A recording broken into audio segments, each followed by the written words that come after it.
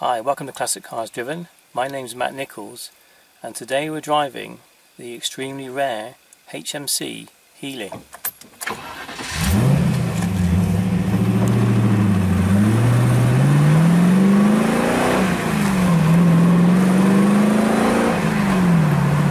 Now, production of the original Healey ended in the 60s and after a fairly long production run, around about 95,000 cars sold, most going to America, and for a time there wasn't anything to replace it, and inevitably, as was the fashion in the 70s and 80s, a number of different kit car brands started to emulate the basic shape of the Healey, arguably none of them quite hitting the spot.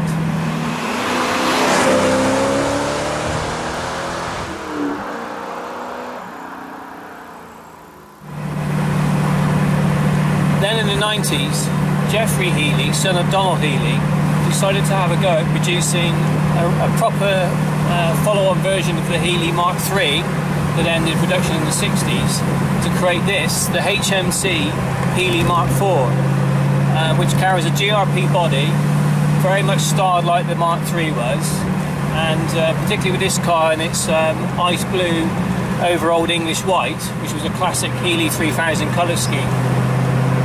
It looks absolutely fantastic, but it doesn't end there.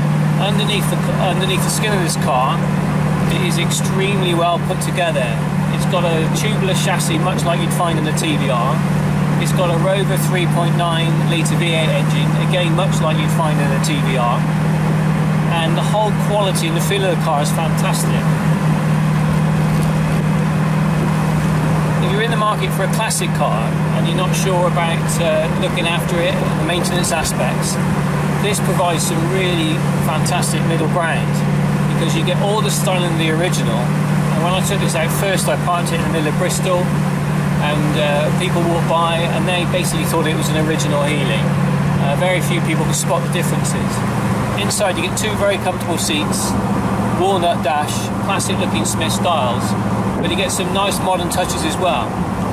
The heater works fantastically well, and on top of that the seats are heated, so when it does get a bit chilly, you can stay nice and warm and toasty.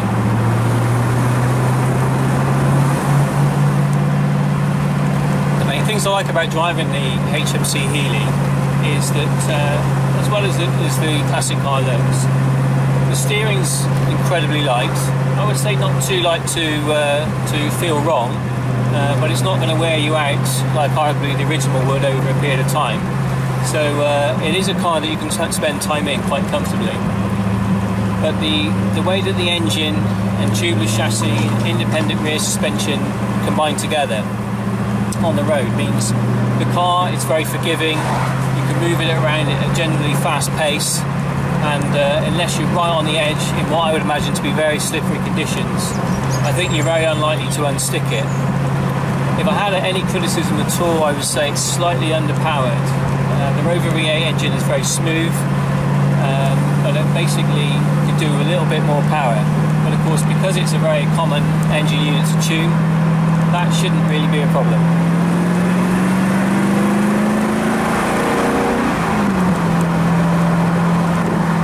It still sounds great though. I've been Matt Nichols.